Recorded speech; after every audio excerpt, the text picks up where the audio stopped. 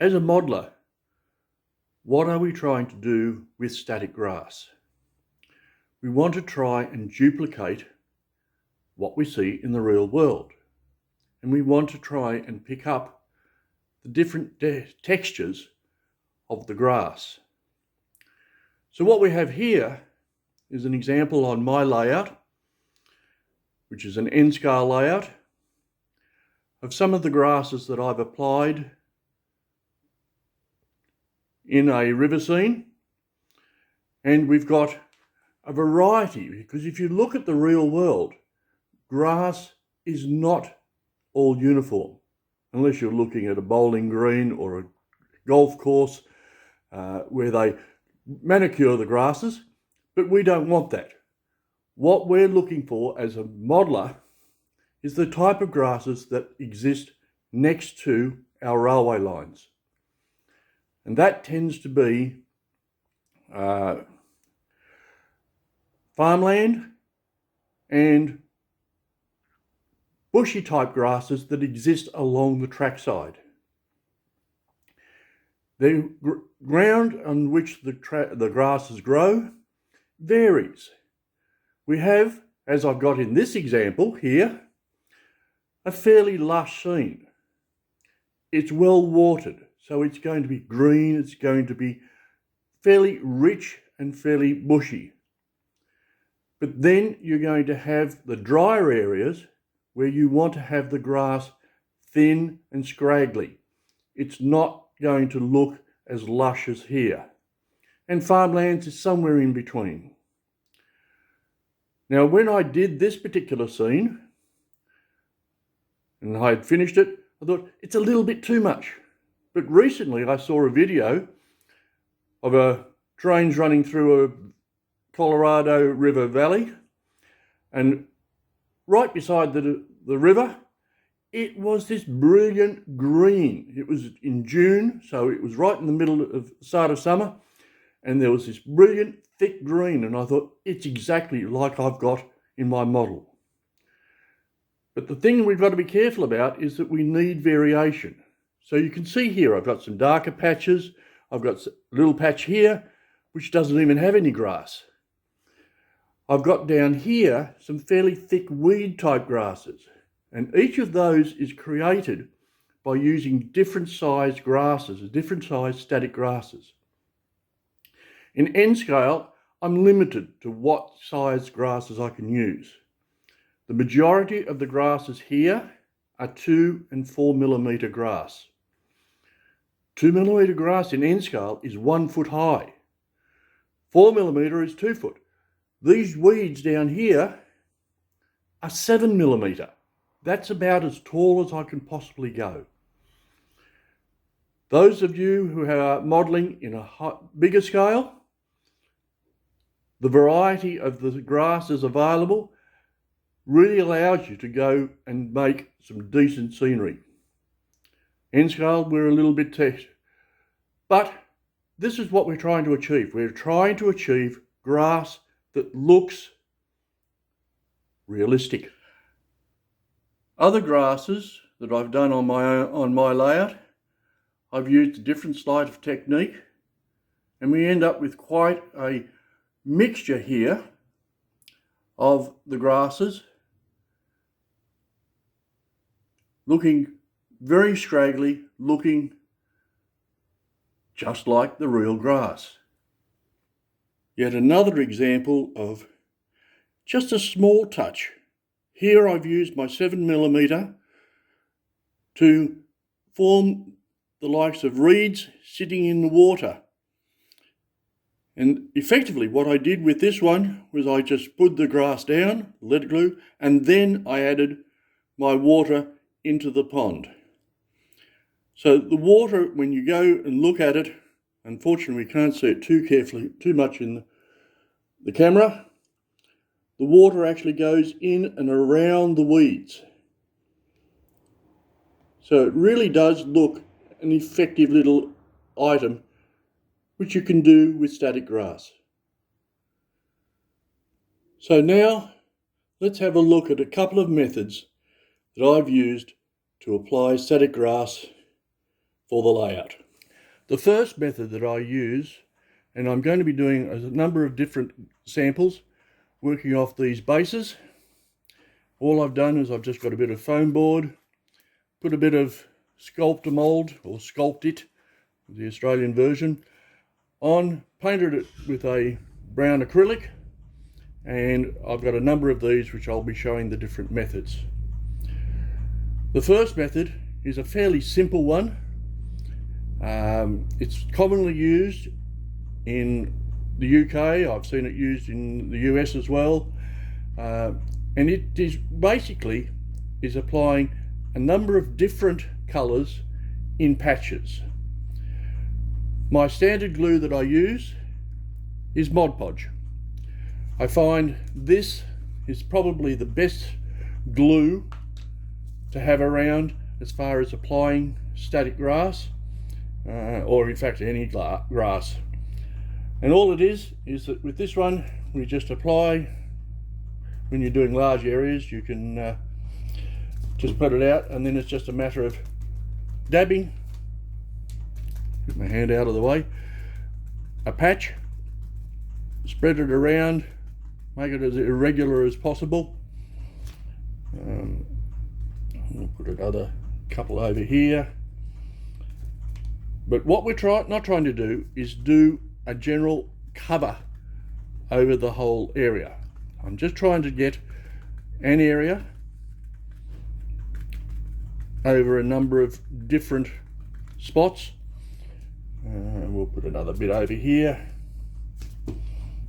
And this is going to hold our first base colour that we're going to use.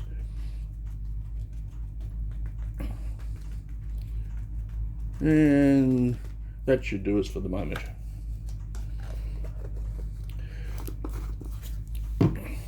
So then we take our static grass applicator. This is the one that I use, the Pico static grass. It's a what's called a micro applicator, and it's just a matter of loading up the hopper.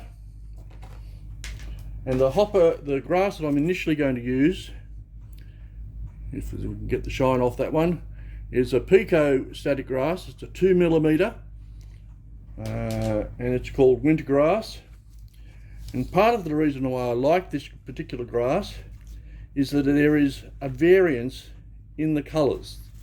In some degree they've pre-mixed this grass. The only problem I have with it is that it tends to clump up a bit when it's in the container. I regularly, with all my static grass, is that I take it out of the packets, because it's always difficult to apply, and put them into little containers like this. Part of the reason is it's a lot easier then to restore, because static grass goes everywhere. So we just have to put in a bit. Despite the size of this container, I find 1/3 full is the maximum you need to want to put in, because anything more than that, it tends to restrict the amount that comes out. And with the static grass applicator, it's just a matter of, we've got the negative, put it down into the glue, turn the power on, and apply the grass. I find that with the small amount, it tends to come out a lot easier, and it's as simple as that to add. I mean, static grass is easy to add. I normally leave that for about 5 minutes, and we'll come back to that in just a minute. Okay, we've left this to dry for about 10 minutes, and because it's just a little diorama, I could just easily just turn it upside down and tap out the surplus. But I have a tendency to want to do one other thing which I find helps with the grass, and that is apply a vacuum. And I've got a little portable vacuum cleaner which I've put a pair of tights over, courtesy of my daughter.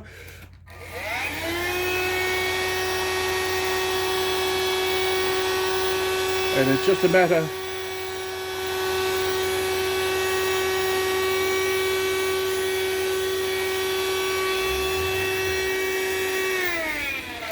And what it does in the tights is that it captures it all on there, and I can then apply that back into the bowl. I've now finished my vacuuming. Part of the reason why I vacuum is it helps lift up the grass, and if I can get a little bit of focus on this, you can see the grass sticking up. One of the problems I find with the Pico one is that it's very sparkly, and whilst I like the mix of the colours that it does, we need to do some more work with that later on. So once I've applied that, we let the glue dry a bit, and then we do the same on other patches. This time you might want to do I'm going to do a fairly large patch here. Don't worry if it goes over the joins. In fact, you want a little bit joining up, depending on how many different grasses you want to use. You can put it in to mix it in. The idea is that we're getting a variation in the colour of the grasses that we're applying. So we're starting to look at not just a general carpet, but a mixture of grasses. You look at the real world and there are a mixture of grasses, never the same colour. So that should do us. And I'm going to apply my second set of grasses. And this one I'm using Woodland Scenics 2mm medium green. So again, having loaded up my applicator, turn the power on, put the ground in and sprinkle away. You note that I'm running my grass fairly close to the area because it gets the best one. You can see actually sticking out there if you possibly don't. And again, it's just a matter of leave it for a minute or two and then out with my vacuum to vacuum it up. Okay, so after we've applied the second one, we now have, if I bring it up closer, you can see the green that I've put through, completely different colour, and certainly under the camera and the light from the camera, it appears a lot brighter than it is in actual fact. We now need to leave this to dry. So I find, even using Mod Podge, you need to leave it for about 24 hours to dry. So we'll come back to this one.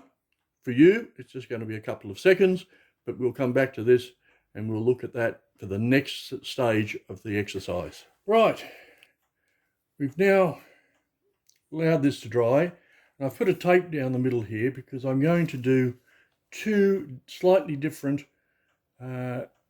bits as the next layer that we're going to apply. To apply it, I'm using a product called layering spray, and this basically allows you to add additional set of grass on top of the existing grass. So I'm just going to give this a spray, and the newspaper is there to protect my work surface from an overspray.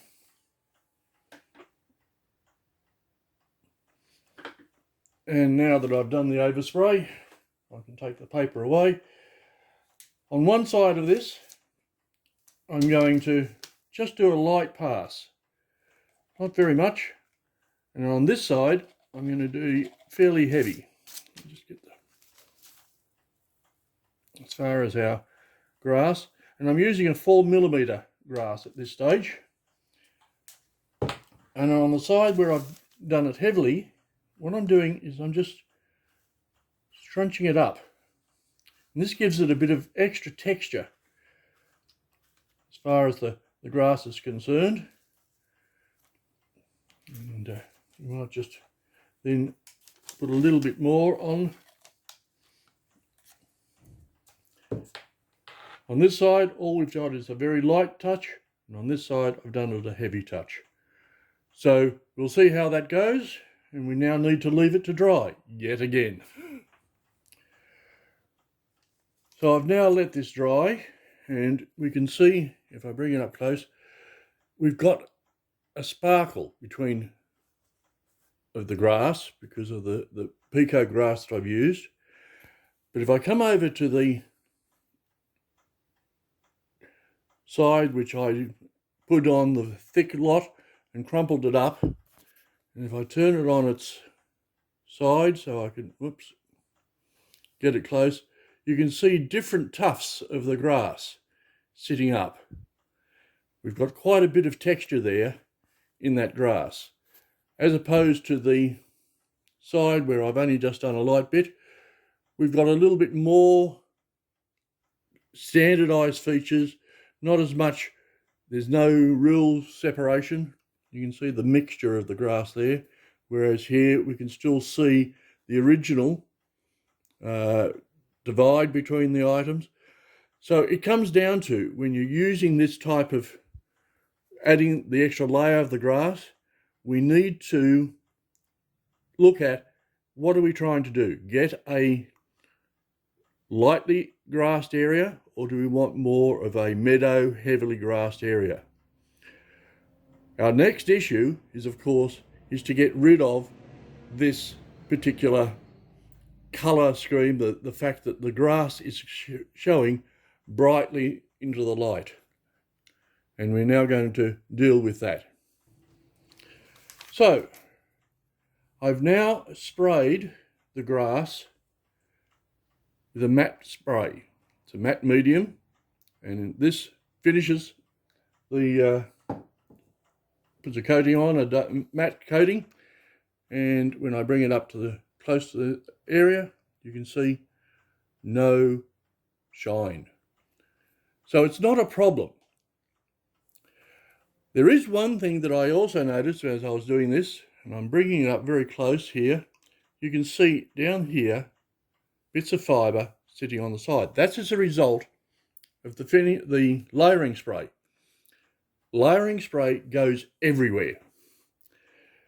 So if you're putting it on the layout, make sure that you do mask track work, buildings, areas where you do not want static grass to be applied.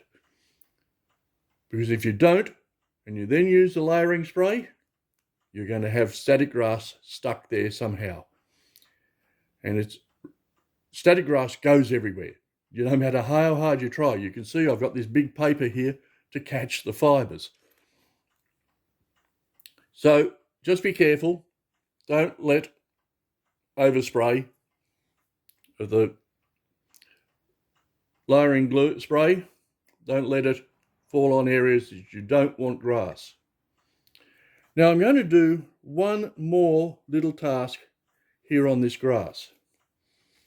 And it's a very simple little point. Normally, when you have grasses growing, you always seem to end up with dandelions or some form of grass that has small flowers. So what I'm doing is I'm taking a small brush and I'm trying to get most of the glue off the brush. So I'm trying to do a effectively dry brush technique, and I'm looking for areas where the grasses are sticking up. And all I'm trying to do is get some glue, small amount of glue, onto the very tips of the grass.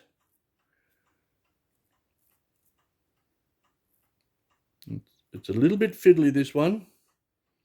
Might just get a little bit more glue.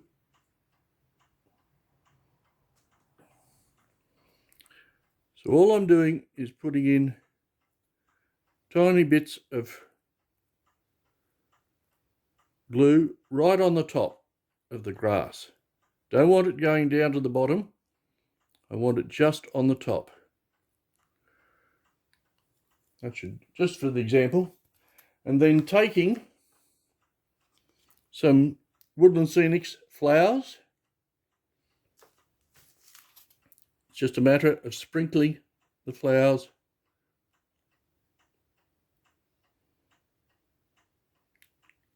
onto the glue. Doesn't matter what you do, how much you add in, because you can always just vacuum it off. And what we end up with is some appearance of some dandelions sitting in the grass. So we've got some flowering bush. So it just adds a little bit more texture to the grass. My second method uses, and the one that I personally prefer, is to take the same base, but before we apply the static grass, I apply some fine turf, and I use a number of different ones, mainly Woodland Scenics, Earth Blend, turf, soil, and burnt grass. And all it is just a matter of scattering the different fine turfs in the usual manner, actually, over the base, so that we get a coverage, but not a neat coverage, of the different grasses. I had very little of the burnt grass, because that's the green, and we're going to get a lot of that green from the actual static grass. I then use a mixture, my favourite product, Mod Podge, mixed with water into a pipette, and I give the base a spray with a water alcohol mix to wet it down, and then just liberally apply the glue to hold my base cover down.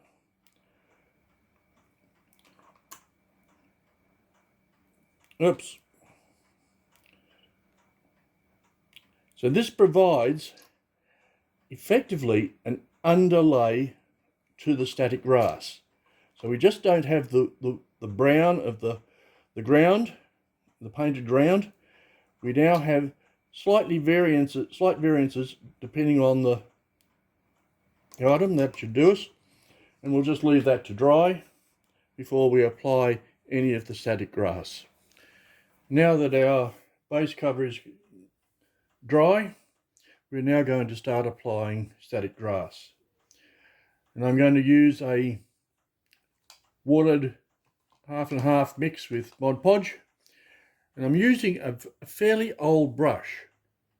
Now this particular methodology of applying static grass was first suggested to me by Martin Wellberg, and he has some very interesting ideas in regards to using static grass.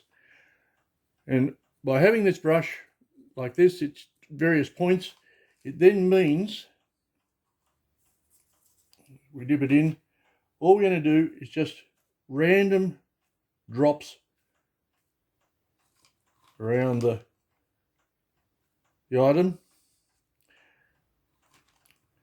So in some respects, it's like the first method that I'm doing. That should do it. But in a much smaller environment. So I'm now going to apply a mixture of a light green and straw over the grass.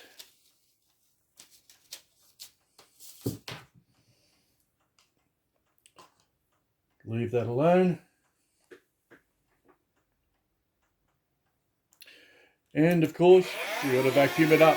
Now, after I finish the vacuuming, we've got a slight colouring out there mixed in with the ground foam, and we now need to leave that for another 24 hours to dry, and then we'll apply yet some more. So I've now let this dry, and I'm going to bring it up here closer to the camera. You can see the variety of colours here, and just some of it is the lighter yellow. Very little in the way of scenes, but you can start seeing the texture coming through.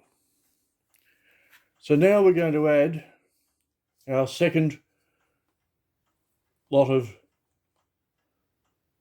static grass, and again all we're doing is just dabbing the glue water mix onto the area. That should do us. And this time I'm using a 2mm medium grass,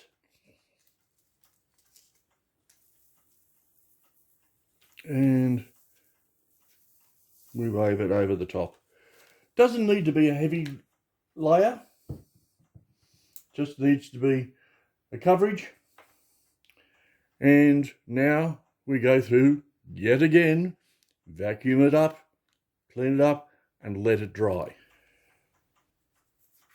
I've now finished our rough pasture look, and as you can see, it's quite a mixture of grasses. Still some bare ground in here.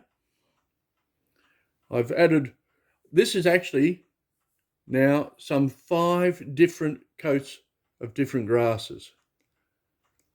And I could probably put in, that's a little bit green there, but I'm going to have a couple of techniques I'm going to show you that will improve that particular environment.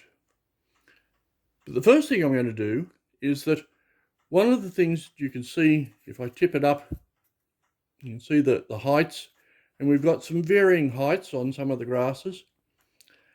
But a lot of grasses I've noted, as we've gone, you go out around trackside, there are quite often tall spikes of grasses sitting up.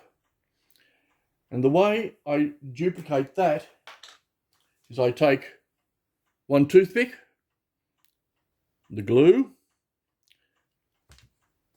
could also use a bamboo skewer, and then in patches of grasses where I want to add some, I just put in a spot of glue. Not a much, just got to put in a spot. I'll try and get it up so that you can see it. Might put in just a couple more. We might put one up here and another one in there, I think.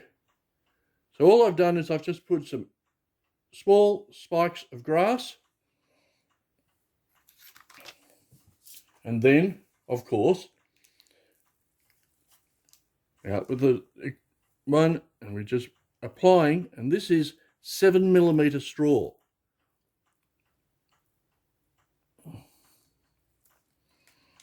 And it doesn't look very good at the present moment, but I'll vacuum that up and then I'll show you the results. So I've applied it, I've vacuumed up most of the grasses. I've still got a couple of pieces floating around here. But if I come up close to the tufts, you can see the grasses there. And if I tip it, you can see the edges. You can see the spikes standing up. And you can actually, while the glue is still there, we can actually get in and even push in a couple of the longer stems and push them up, so that we get the grass standing up, which is what we're looking for. Now, you probably can't see very well on the camera, but what I'm doing is I've just still standing up a couple of the spikes.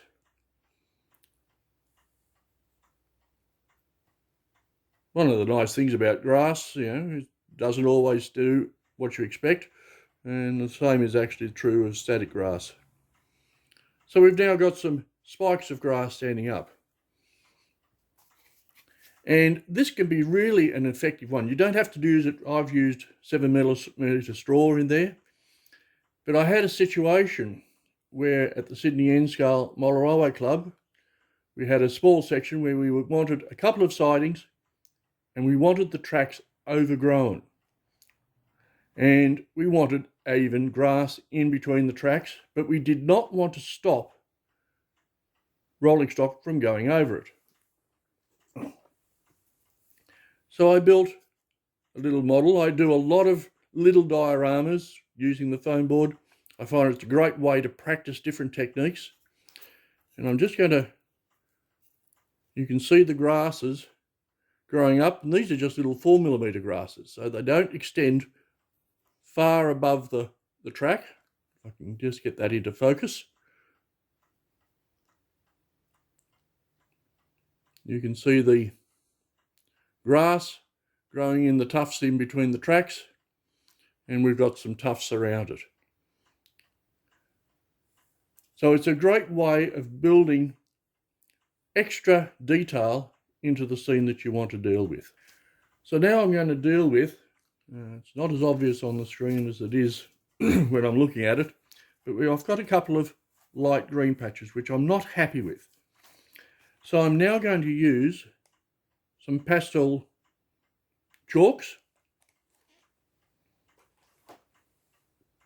and I've just ground some off the different chalks, and with a small brush I'm going to try, we might try this olive green.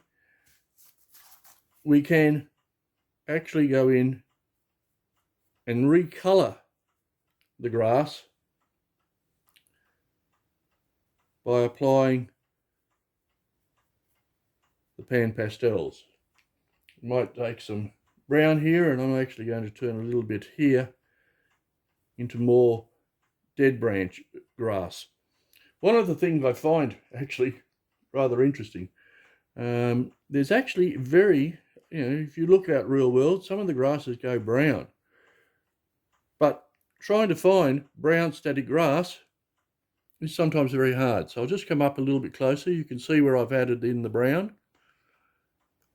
And we might even just add a slightly different shade. I'll come up here and put in a slightly lighter shade. It's up to you how you want to apply it. But what it does is that all you're doing is just adding little bits of texture, and the pan pastels, being pastel chalks, will dry very effectively. They are dry. They can be air sprayed with a matte spray to lock them in. But on most scenery, I find people aren't going to be putting their hands over it. So you can just leave the pastels there. And it's a way of just taking some of the colour changes, getting it back to the light, the way you like to see it.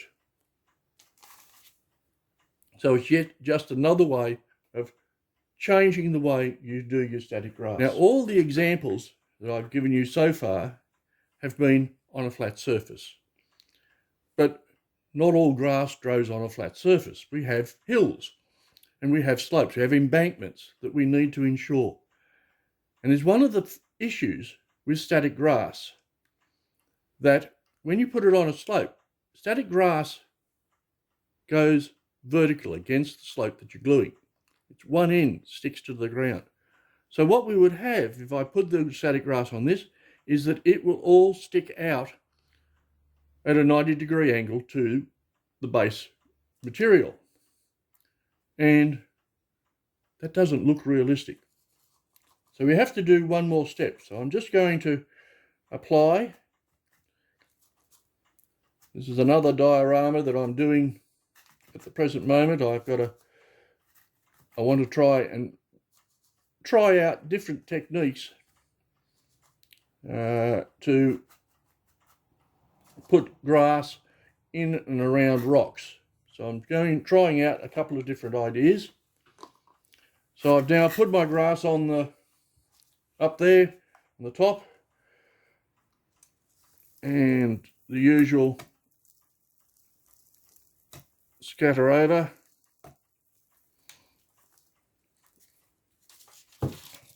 And I'm going to cheat this time. I'm just going to tip it out. And if I bring it up and we put it on the edge there, you might be able to see that the grass is standing. I might come around here. The grass is standing up at an angle, but that's not what we want. Grass grows vertically. So to get the grass to grow vertically, what we need to do is take just a simple piece of plastic and just starting at the bottom, we comb the grass up. So what we're doing is we're just changing the shape of the grass. It only takes very light combing. And now I'm going to bring it up here. It actually looks better now. And if I can judge it right, you can see that the grass is not, I'll come back to the area that I had standing up. It's not standing vertically anymore. It's now pointing upwards, up onto the hillside. So it's just a simple little technique that we use to get the grass to shape up to the right direction. Apart from applying static grass to the various grass areas, the other advantage of having a static grass application is, of course, you can make tufts. You can go and buy tufts, expensive solution, or you can make your own. And it's very easy. I've just got a little bit of white glue, and all I'm going to do, these drops can be any size. I tend to use just a large drop. Luke Towan used a template to try and keep the grasses all standing upright. I've tried his method, and the biggest problem I've got is that you've got to put a very small drop of glue in. So all I've done is put some drop. This is just a baking paper, baked paper from a kitchen, basically a wax paper, on a metal tray. I've clipped the static grass negative to the tray to provide us our circuit, and then it's just a matter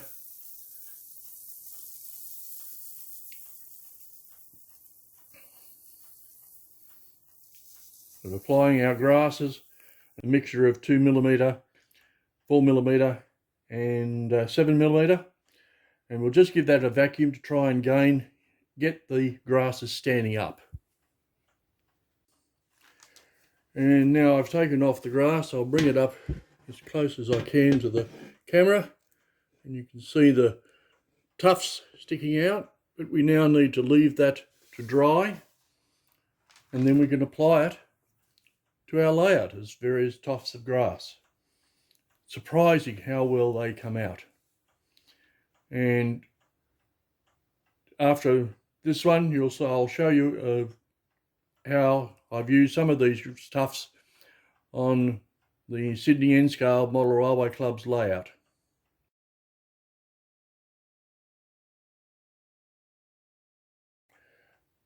So the tufts, the glue has dried, and I'm going to bring it up close to the camera, and you can see there's a variety of views. It looks from the side, it looks good, and to access this now, it's just a matter of peeling that off, and then on the base, gluing that onto wherever you want to put it.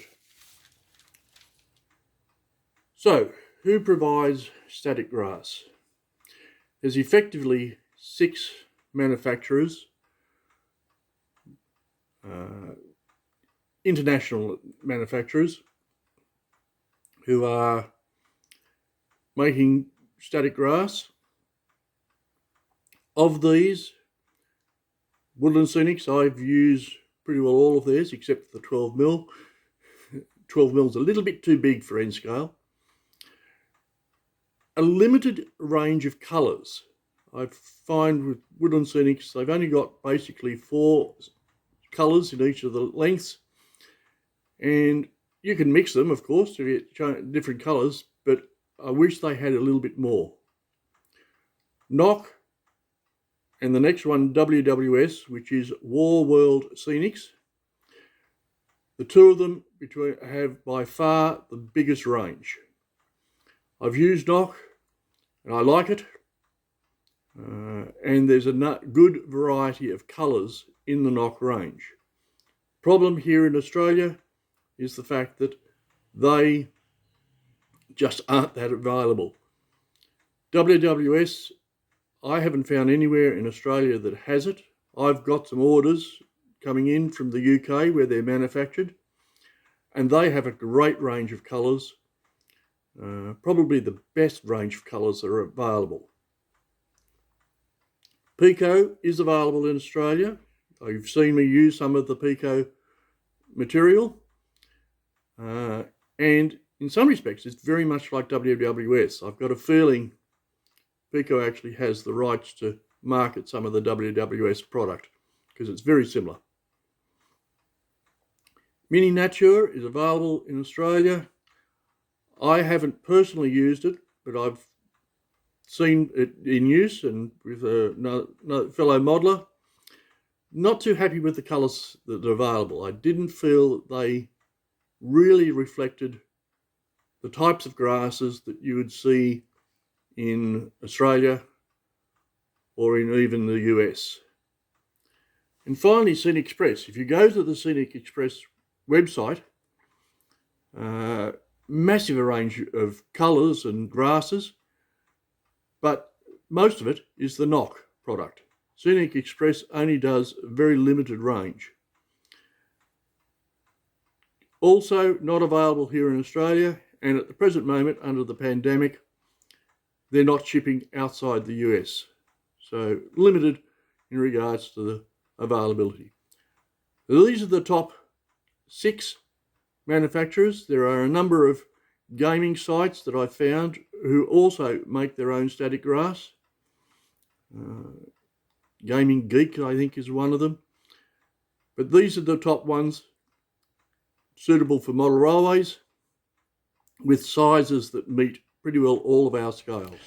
So, just before I finish up, what we've now got is effectively 3 types of grass. There is the grass which I've done with the patchwork, with the brush, doing little bits here and there. This is grass which I consider to be patchy grass. It's there, typical of what you get beside the tracks. It's areas where there is not as much watered ground or it's hard ground.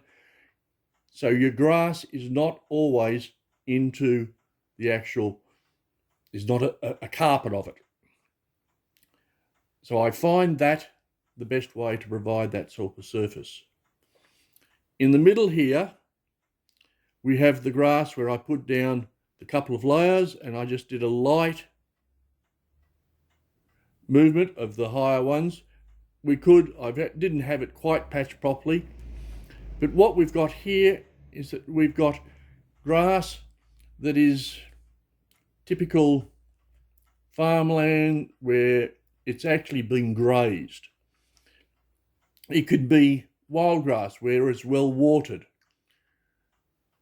And then finally, we've got the grass which has been thickly put on, it's been scrunched up to get different mounds, and that's meadows. It's the type of grass that you get, again, farmland, where the farmer has basically let the grass grow. He hasn't put any cattle in there or sheep, anything to graze to reduce the grass. It's just letting it grow, the ground lying fallow, and therefore we get lots and lots of clumps of grass.